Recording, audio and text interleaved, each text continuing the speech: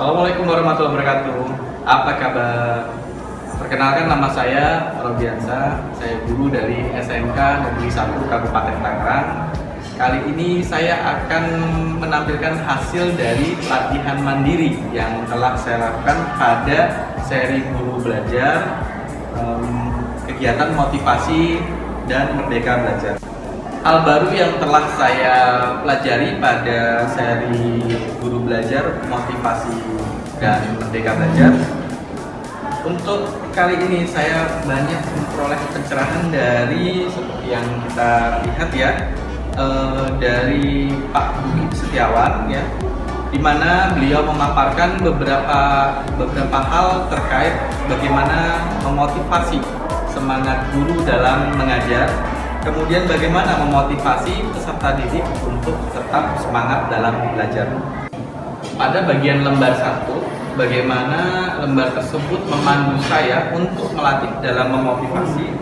Itu pada lembar 1 itu sudah menjelaskan bagaimana memetakan kebutuhan diri dengan piramida Maslow seperti ini. Kemudian juga itu adalah menyusun tujuan dalam mengajar.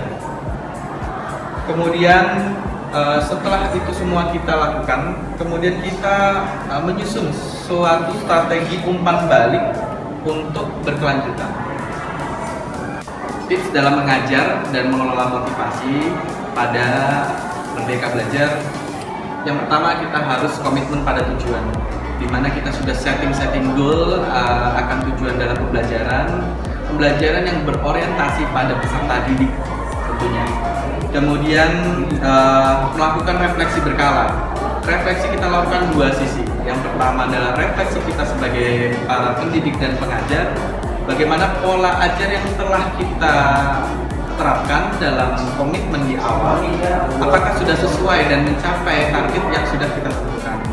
Dan refleksi yang kedua adalah refleksi terhadap peserta didik, bagaimana keterserapan materi yang mereka pelajari, kemudian kendala-kendala apa yang harus kita cari solusi agar mereka bisa belajar dengan baik dan capaian target pembelajaran bisa dicapai.